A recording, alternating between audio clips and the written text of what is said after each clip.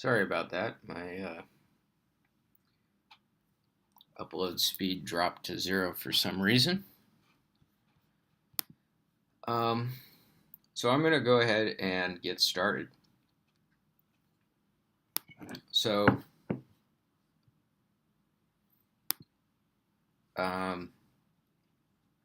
what I first want to talk about is adding numbers.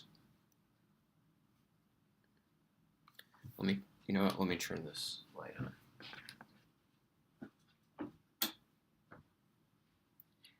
on. I want to talk about adding numbers manually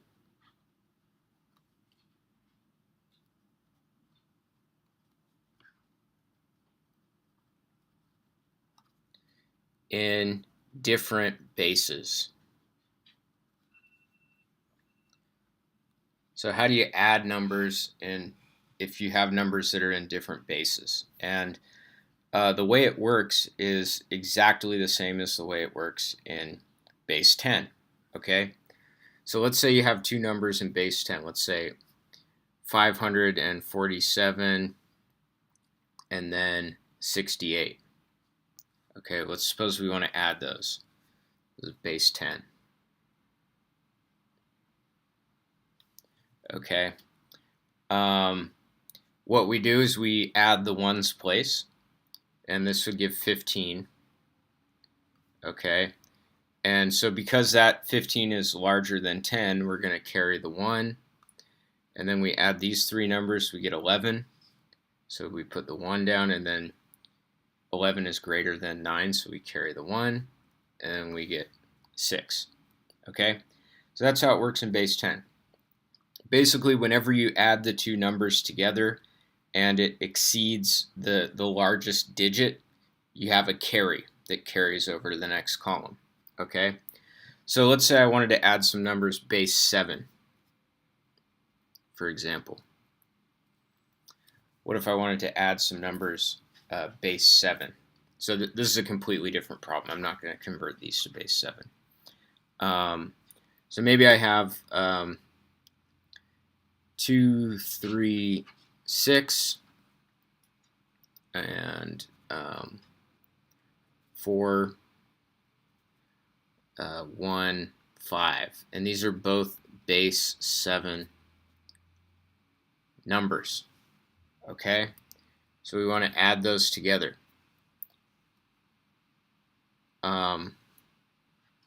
Okay? So if I add 6 and 5, I get 11 in base 10. So 6 plus 5 in base 10 is equal to 11. All right? And but that's in base 10. What is 11 in base 7? It's going to be, let's see, 1, 4, base 7. Okay. Why is that?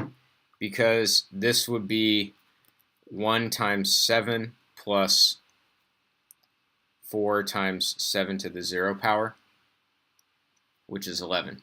Okay? So this is 1, 4 base 7. So when I add these two together, I put 4 down here because I'm keeping everything in base 7. And then I carry the 1. Now I have 1 plus 3 plus 1, which is just 5. Which is just 5 in base 10. But in base 7, 5 is also 5, right? Because we don't, yeah. So that's going to be a 5. So there's no carry. And then 2 plus 4 is 6 in base 10. 6 in base 10 is also 6 in base 7. So this would be the answer in base 7. Okay?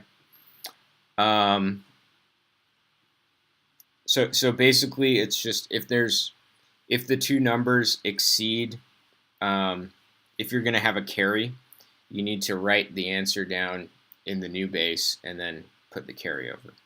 Let's do one more example. Let's say we have, I don't know, let's say we have base, let's say base 5. Why not base 5? So if you're in base 5, the largest digit is 4. Okay. So let's suppose we wanted to add, let's see, let's say 4, 0, 3, and then 3, 1, 4. And so these are both base 5 numbers. And so we're going to add them. All right. So in this first column, we have 3 plus 4, which is 7 in base 10. So now we have to convert 7 into base 5. Can anyone tell me what 7 is base 5?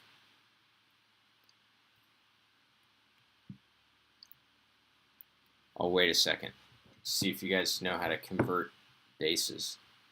7 base 5. What is the number 7 in base 5?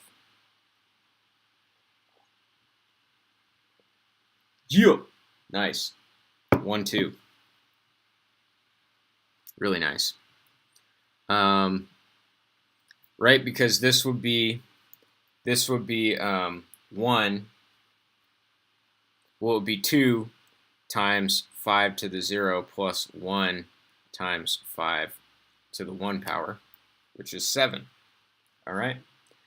So 1, 2. So what I'm going to do is I put a 2 down here, and then because it's the answer is 2 digits, I carry the 1, and then I have 1 plus 0 plus 1, which is 2. 2 in base 5 is just 2. All right, and then I have 4. So I have no carry because I didn't exceed 4. And then I have 4 plus 3 plus 0, which is 7 base 10, but we already saw that that's 1, 2 base 5, so this is going to be 1. So the answer is 1, 2, 2, 2. All right, so that is how you add numbers manually in different bases. Okay. All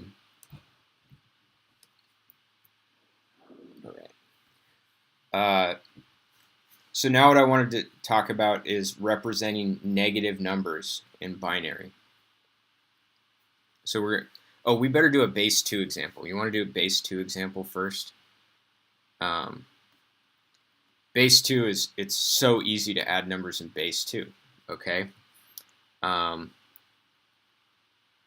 right, and you need to know, basically to add numbers in base 2, you need to know 2 things. You need to know that 3 in base 10 is 1, 1 in base 2. And you need to know that 2 in base 10 is 1, 0 in base 2. Okay, so I'll let you prove those for yourself. So let's say I have 2 base 2 numbers, 1, 0, 1, 1, 1, 0, 1, 1, 0, 1. I want to add those. Okay, these are base 2 numbers. So 1 plus 1 is 2, which is 0, 1. So I put 0 here and I carry the 1. 1 plus 1 plus 0 is 2, which is 1, 0. So I put a 0 here and I carry the 1. 1 plus 1 plus 1 is 3, which is 1, 1 in base 2. So I put the 1 down, carry the 1. 1 plus 0 plus 1 is 1 plus 0 plus 1 is 2, which is 0, 1 in base 2. And then 1 plus 1 plus 0 is 2, which is 0, 1 base 2. So this is our answer. All right, super easy. This is part of the reason why, yeah, base 2 is binary. Someone asked that. Base 2 is binary. Okay, so now we have the question of how do we represent negative numbers?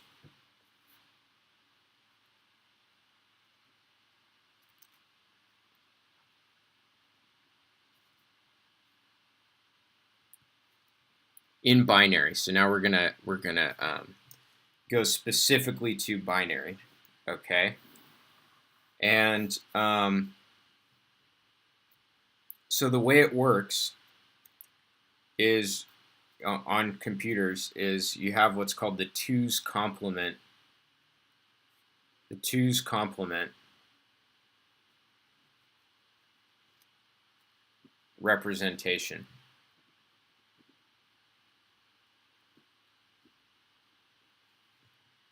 Okay. And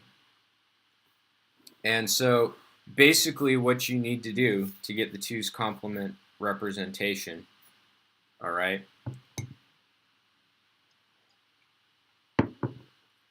to get the 2's complement representation, you would you need to have a number like that. So this is an 8-bit number, and I'm going to stick with 8 bits because that's normally how, if you have an integer on your computer, just a standard integer, it's going to be a multiple of 8 bits. So we'll just say you're representing integers by 8 bits on your computer, okay? The 7 rightmost bits are representing the number, and the first bit is the sign bit. Okay, so because the sign is 0, that means it's a positive number. And if the sign bit were a 1, it would be a negative number. Okay, so how do we get the 2's? Let's say this is x. All right. If you want to get the representation for the negative of that number, what we're going to do is we're going to complement each bit. So we're going to do the opposite of each bit. Okay. So this is going to be 1. So the opposite of 0 is 1. The opposite of 1 is 0. 0, 1, 0, 0, 1. Oops, that was only 7, wasn't it? So I'm just going to put a 1 there. I thought I had, yeah, okay. So now it's an 8-bit number. Okay. So we complement each bit, and then we add 1 to the result. Okay. So when I add 1 to the result, we get 1, 0, 0, 1, 0, 0, 1, 1. So this is the representation of negative x within your computer. Okay? If that is x, then this is going to be negative x. So let's review how do you get that? You reverse each bit.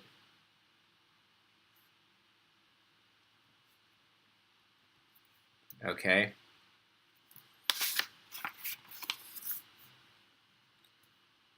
Reverse each bit, and then you add 1 to that. And then you get the 2's complement. So why is this a representation of the negative number? Okay. Well, what we have to do is we have to add this number. So I'm going to box that in. We have to add to this number. Let's add these two together. Now I'm going to wait in the chat. What is x plus negative x? What is x plus negative x? It's a really simple question.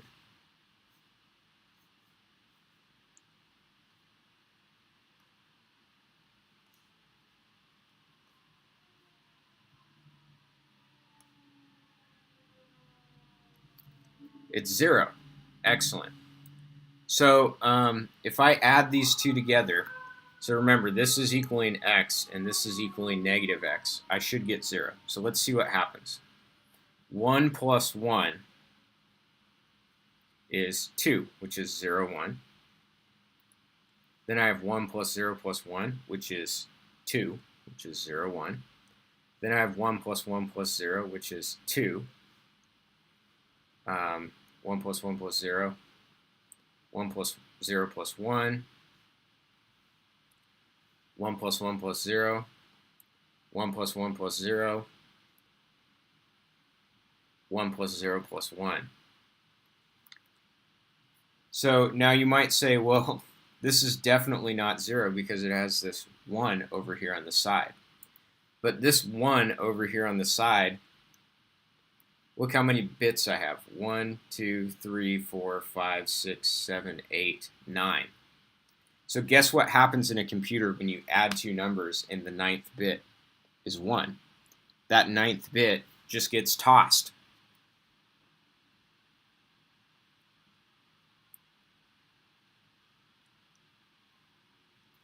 Okay? It's tossed. It's not kept by the computer. So this one doesn't even matter, and we just get 0. All right? So basically, it's really weird. It's like it's important to notice that it's a representation of the negative number. It's not actually the negative number. It's a representation of it that behaves the same way when you throw out that 9th bit that might show up. Okay? So in some sense, a negative number is larger than any positive number in the 2's complement representation because it has a 1. Negative numbers have a 1 for their sign bit, their most significant bit. Okay?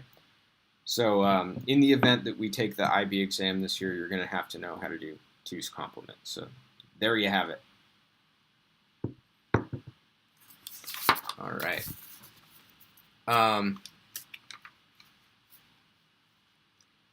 So now we are going to talk about logic gates.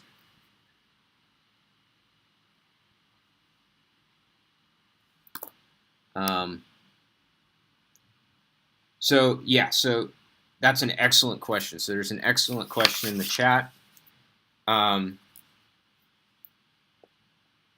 So the thing about 2's complement representation is in order to get the negatives, you are really only you're using the 8th bit for the sign. Okay. So really because the 8th bit is only the sign, to get the actual number without the sign, the absolute value is only stored within these 7 bits. So you're instead of going, if you just had a positive integer that's 8 bits, it could go up to 255, right? You could go anywhere from 0 to 255. But because we're using the 8th bit to do signs, a 2's complement, an 8-bit 2's complement number represents only up to 127. So you lose that last bit. So this is basically a 7-bit integer. Okay. All right. So there are these things called logic gates, and they are used to do Boolean things like not and or and within your computer. Within your computer, logic gates are made out of transistors. Okay. I'm really bummed that the IB curriculum doesn't have a ton of hardware because I actually like this stuff. Like, how do you make a logic gate out of transistors? It's pretty cool, but it's not part of the curriculum. So I'm not going to talk about it really.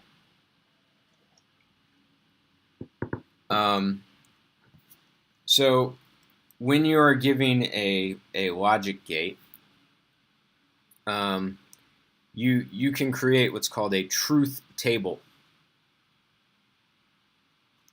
Okay. And then also you have a picture representation of the gate. All right. So I'm going to show you both of those. So the first, and then I'm going to give the name of the logic function. So let me make my table here. All right. So the first logic gate you need to know about is not. Okay. And there are a couple of, so let's say we wanted to do not A. All right. There are a couple of different ways to write this. You could also write it as A with a bar over the top, or you could write it with A with this weird symbol in front of it, or you could even write it as A with a C for complement. Okay, so these are all different ways of saying the same thing. Okay, depending on, this is the one that's used in pure logic. This is the one that tends to be used in set theory, and this is the one that tends to be used in computer science. Okay, so what a truth table is we have a column for A, and then we have a column for not A, and then we just list all the possibilities that A can take. Now, because A is binary, it can only take on two values. All right, and so not A is just going to be the complement, the opposite. So if A is 0, then not A is 1. If A is 1, then not A is 0. Okay, so there's a picture of this because we're going to basically build circuits here. This is the symbol for not. So if this is A, so you kind of read it from left to right. If this is A, then this would be not A. So once it passes through this logic gate, it becomes not A. All right. And then there is what's called the OR gate. All right, which is A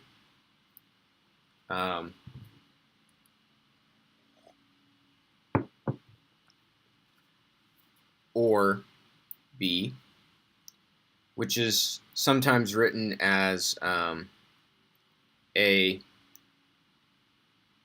there's lots of different ways, but I think that's the way they do it in IB. So they put a little V. All right. So this is a logic gate that takes in two bits. Okay. So our truth table is a little bit more complicated. We have A, we have B, and then we have A or B. Okay. And then how many possibilities are there for 2 bits? There's 4. There's both of them being 0. There's one of them being 1. And then there's both of them being 1. Okay? So the way OR works is it's if either of the two is 1, then the output is 1. So 0. So see how for these 3 rows, each of those 3 rows has A or B being 1. So that is how it works. The picture of the OR gate is like this.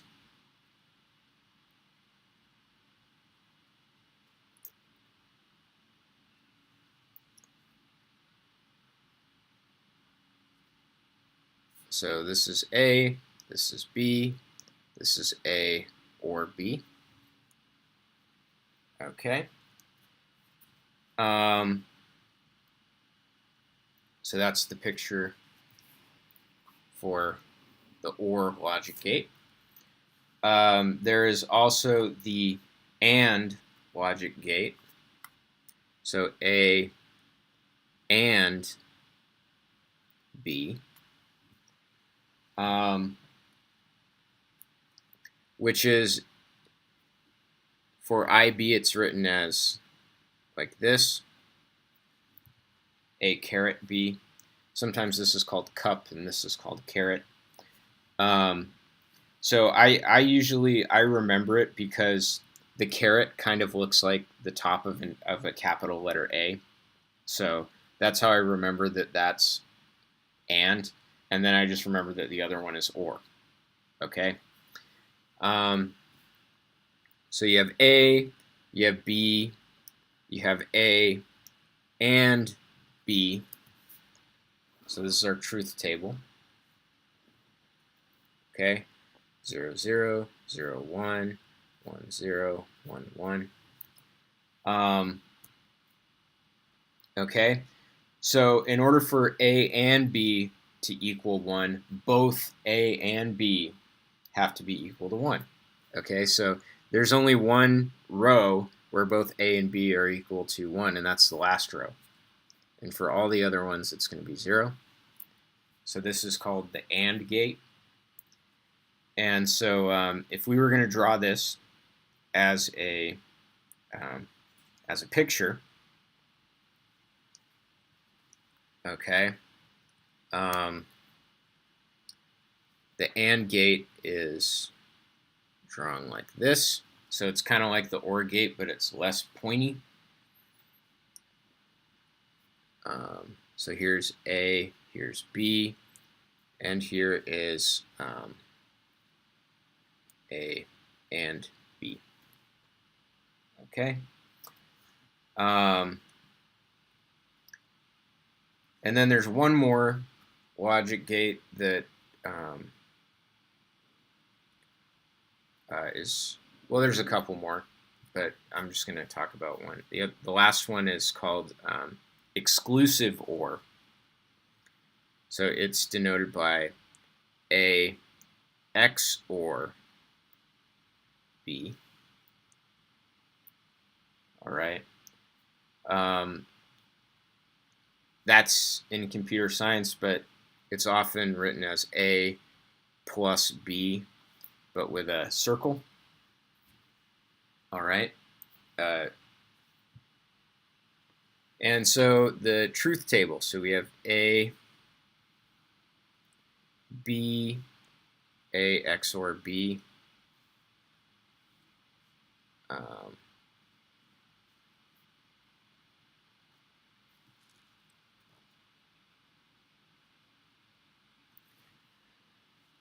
All right. So the way that exclusive OR works is it's exactly the same as the OR gate, only it's exclusive. It's only one if one of the two inputs is 1, not both of them, only one of them. So the two middle rows are going to give an output of 1, and the other two give an output of 0. Because these are the only two rows where a single one of the input bits is 1. So the picture for that is exactly the same as the OR, but you put an extra line here.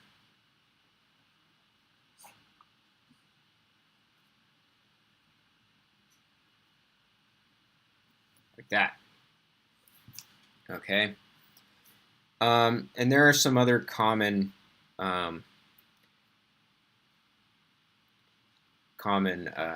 logic gates that are used. So let me draw some pictures of some other ones. So for example, there is NOR. All right, which is so A NOR B is going to be A or B, but the complement of that. Okay, and so whenever you have a gate and it's NORed, what you would do is when you're drawing the picture, okay, you put a circle on the output. So this circle means not. Okay. This little circle means not. So that's A, that's B. This is not A or B. There's also NAND, A, NAND, B. So not that is equal to A and B, but the complement of that is drawn as like this. NAND is very important. When we get to the Zoom room, I'm going to ask, you can actually build every other logic gate out of NAND. Okay, so NAND is very powerful. So actually, in some computers, all of the logic, so in some computer chips, all of the logic gates are NANDs. And then they just connect them up because that makes it easier to manufacture. You don't have to manufacture NANDs and NORs and ANDs and ORs and NOTs, and you don't have to manufacture them all separately. You just make everything NANDs, and then depending on the connections you make, you can turn a NAND into a NOT or a NOR or whatever. So it's nice. Okay.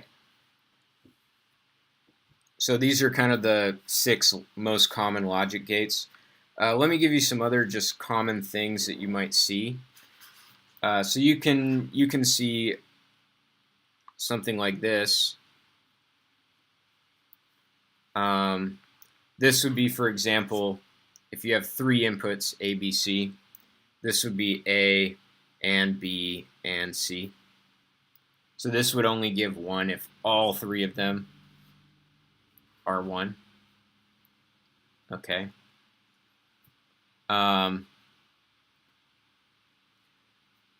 Other things you could see, you could do things like this. You can put a circle on one of the inputs, or both. Like, let's say you did something like this. So remember, the circle means not. Okay, if you just want to do not by itself, you draw this picture. But if you just have it hooked onto the front or the back of a logic gate, then it just means not the thing. So A is being fed into this AND gate, but before it gets fed in, it gets knotted.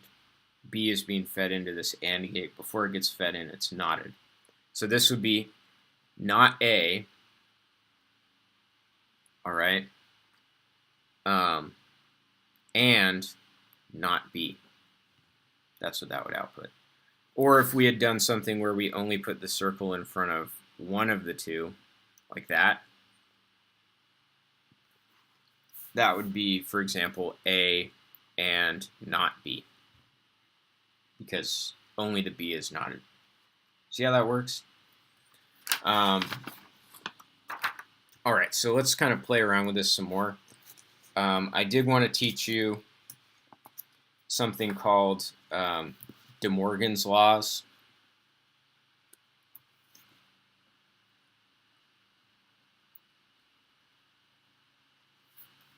Which are used in logic gates quite often. It is possible to prove these. It's really simple to prove, but I'm not going to do it. Basically, what these 2 laws tell you is, what if you have a, what if you not an AND, or what if you not an OR? So you not those. And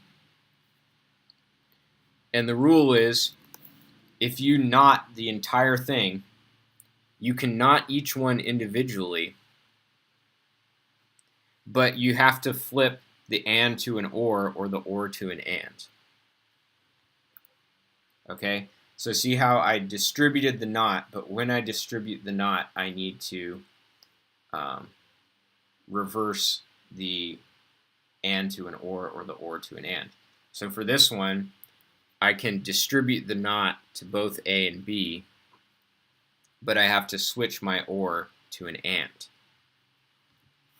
So these are called DeMorgans laws, and they can be used to simplify circuits. Okay, circuits made out of logic gates. So I'm going to draw a circuit, and let's see if we can figure out the logic expression of it. Okay.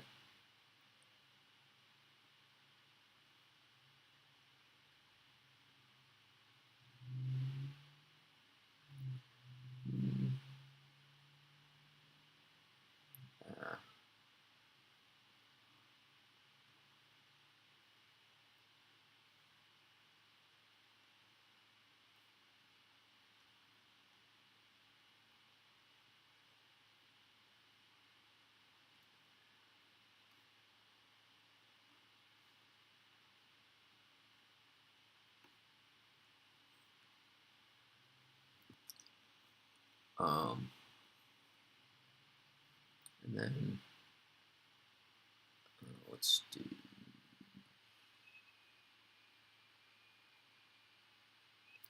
Well, this doesn't. Hang on. I didn't mean to make that connection. These are supposed to be two separate ones. So these stay separate. I meant to have them go into a logic gate together.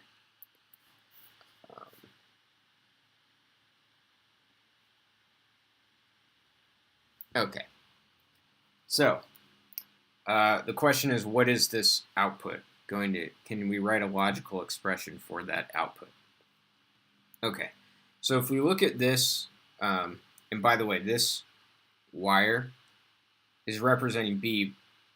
This, when we have a wire shooting off to the side, that just means that B is going to two different places. Okay. So if we look at this AND gate is being fed not A because of the circle, and B. So this is going to be, so the output of this logic gate is going to be not A and B. So that's what's being carried right here. Okay. Here we have B is being fed into this NOR gate, and then C is being fed into this NOR gate. So this is B. See, notice how it's NOR because it has the dot here, or the circle here. So B or C, but it's knotted. Okay. And then, so we are NORing these two. All right.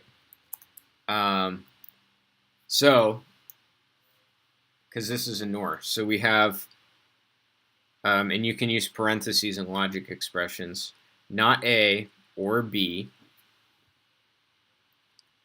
or excuse me, did I say NOR? I meant NAND. This is NAND right here. And B or C, that's the NOR.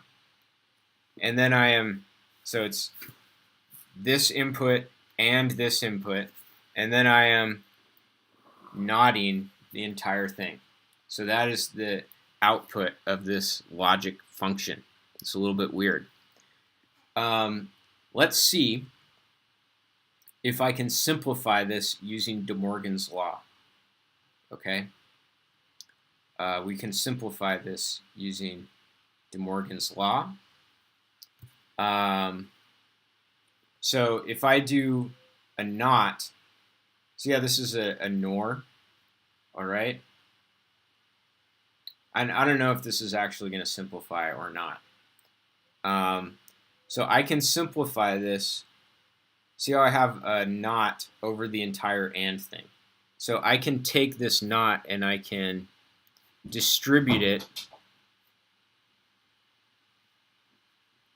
to each of these. Now notice how this one is going to have two knots. And the price of distributing the knot is you have to flip your logic from AND to OR. All right. Now, if you have a double not, it's like a double negative is a positive. Okay. So if I have not B or C, then that just becomes B or C. All right. And then I'm going to use DeMorgans Law again right here on this left piece. So I have not A, and then I have not B, and then the and becomes an or. Oh, I think I goofed here when I. No, I didn't. No goof. Okay. And then not A is just A.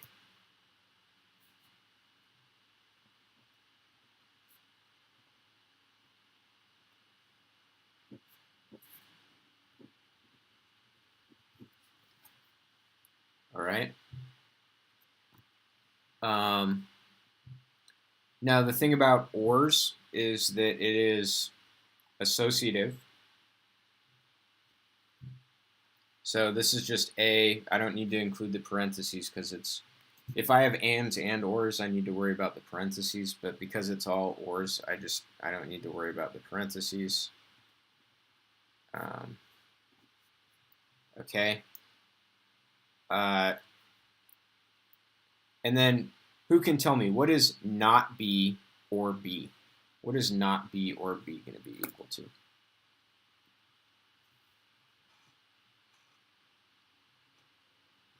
Does anyone know?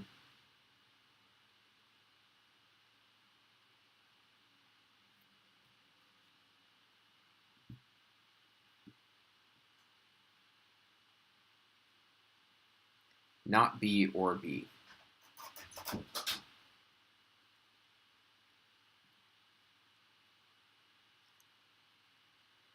It's always true. Exactly. So you just say it's equal to 1. So anyways, this is A or 1 or C. All right. All right. Now, what is 1 or anything? Because one of these is 1, it's always going to be true. So this is an incredible. I didn't do this on purpose, but this is an incredibly stupid logic gate because it appears to depend on all these variables, but no matter what the combination of the variables is, it's always just going to output 1. So you might as well not even have all these logic gates. So that's a really stupid. It's a really stupid logic gate that I made by accident. All right, so I would not be a very good logic circuit designer in this case. All right, so that's my lesson for today, and I will see you in the Zoom room.